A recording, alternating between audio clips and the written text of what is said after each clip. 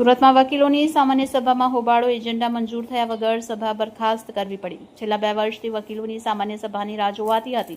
10 વર્ષ બાદ હવે લો લાઇબ્રેરીમાં સેક્રેટરી સહિતના હોદ્દાઓ માટે ઇલેક્શન થશે। કોર્ટ બિલ્ડિંગમાં વિવિધ પ્રશ્નો અને સમસ્યા હોવાનું કહીને મહિલાઓની અલગ કમિટી બનાવવાની પણ માંગ કરી હતી। ચૂંટાયેલા બોડીનો 2 વર્ષનો સમયમર્યાદા તેમજ નવી કોર્ટ બિલ્ડિંગની કમિટીની રચના બાબતે કોઈ નિર્ણય લેવાયો ન હતો। કોર્ટમાં જ 2 પક્ષો સામસામે આવી ગયા હતા। રિપોર્ટર ચેતન તરી, બુલેટ 26 ગુજરાત ન્યૂઝ, સુરત।